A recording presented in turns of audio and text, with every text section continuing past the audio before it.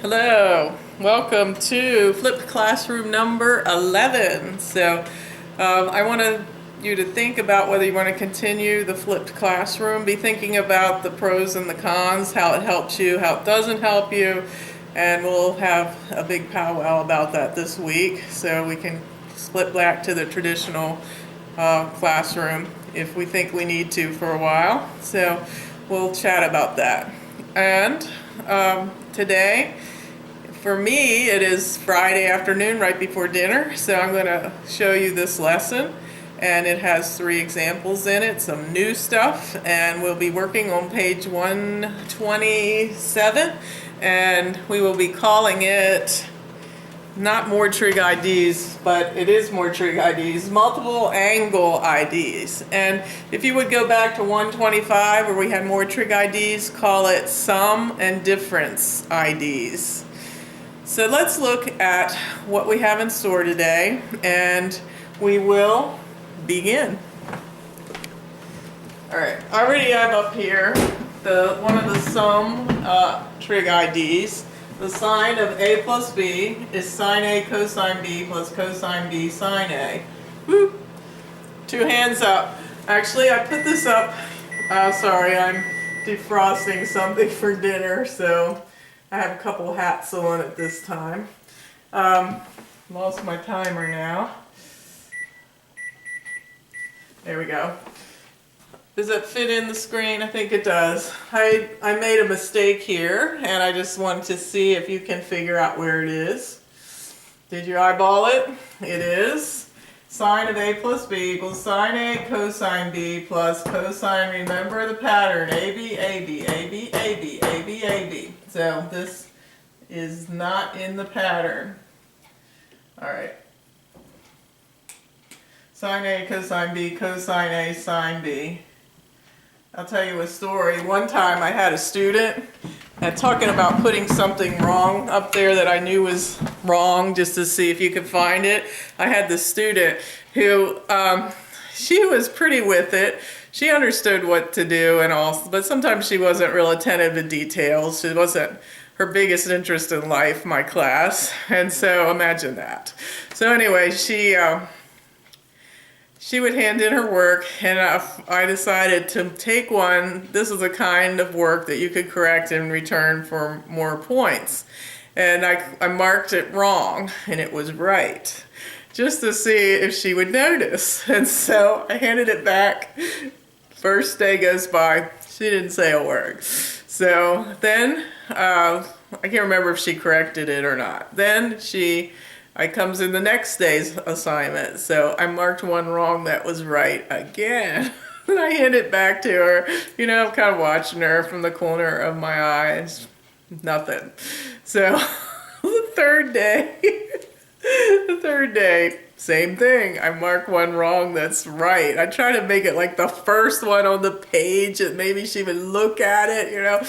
And so, sure enough, about the 4th or 5th day, she said, "Miss Jenny, this problem here was marked wrong, and it's right." And I started cracking up, and I told her the story. She didn't think it was so funny. So anyway, you gotta watch out for me. All right, so today we are going to look at something called multiple angle IDs, and we're going to come off of this one. And I was wondering, and I'm sure you were as well, what is the sine of 2A? And that's what we're going to develop today. So actually I'm going to move that down, give myself some developmental space. So write this down, this development down, and show it to me, and that will prove to me that you watched this video. So, is it all in? There we go. All right, so if I want sine of 2A, like this, I could easily find that in here if I called my second angle also A. But that would, do you see how that would create a sine of A plus A or 2A? And that's exactly what I want. However, if this is A, this becomes A, and this becomes A. All right, so you see math makes so much sense. So here in this term, it becomes sine A cosine A. And this term becomes, if I switch the order, which I can because these are just multiplied together, sine A cosine A.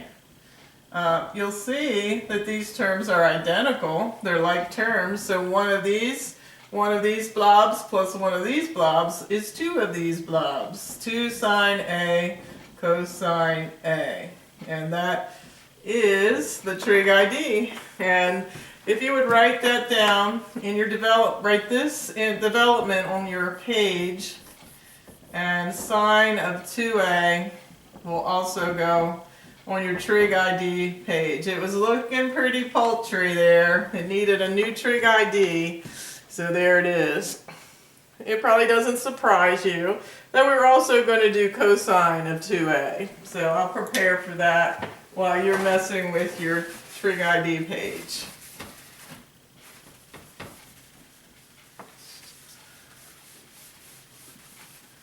Take some time every once in a while to catch up your table of contents. Alright, let's look at, see if we can also develop cosine of 2A. So, I'm going to go off of this. So at the end of my story, I'm going to have cosine of 2A. And this one starts with this trig ID. Let me move it over. Cosine of A plus B is cosine A cosine B minus sine A sine B. Alright, I don't think there's any error on that one. So with that, I'm going to develop the sine of a double angle. So once again, see if you can work ahead of me. Can you put this on pause and work ahead of me and see if you can use the same strategy that I used for the sine of a double angle. Alright, if you tried it, hopefully you were able to change that to an A, so that becomes cosine of 2A. But that will change this to an A and this to an A. And so here we have cosine A times cosine A, which we write as cosine squared A, and sine A times sine A, sine squared A. So that's a trig ID, and cosine of 2A actually comes up a lot in math and science and physics class and all over the place, but in different forms.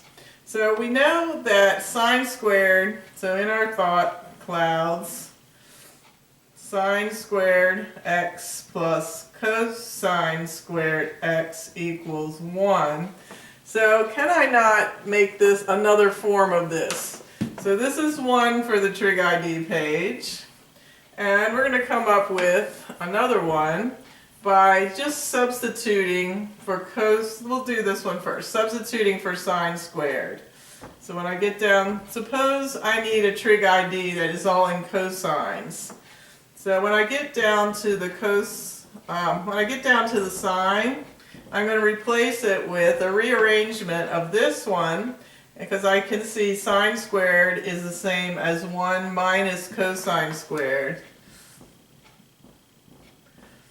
And now distribute the negative sign, and I get cosine squared A minus 1 plus cosine squared A, because this negative sign does its magic. And now I have two like terms. And so when I have one of these and one of these, it becomes two of these, and minus 1. So there's another form of cosine of 2A. And guess what? Oh yes, there is a third form. So we can go back. If you would write this down, I'll have to erase it because I don't have much space here. So let me take this off. And I'm just going to, oh, I shouldn't have took that much off. Oh well. So coming off of this one again, I'm going to do cosine of 2A equals, and this time I'm going to substitute from my thought cloud where cosine squared is. And so I'm going to do this one in terms of sine. So cosine squared can be rethought of as 1 minus sine squared A. And in here there's a minus and then sine squared A. So instead of substituting here with a trig ID, I'm substituting here. So I get 1 minus sine squared A minus sine squared A, which is 1 minus 2 sine squared A. And that is, sorry, this is a double angle, cosine of 2A, double cosine. So that's the third form of that. So I erased the 1, so adding them all together, though they're within 3 boxes, and those are your trig IDs. The development on the page 127, and then list them on your trig ID page. Alright, let's see how we can use these beautiful truths. I will erase all the development.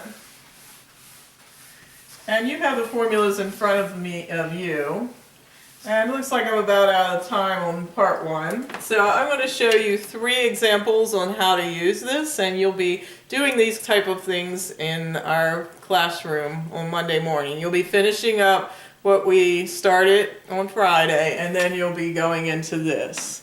So let me catch you on part 2.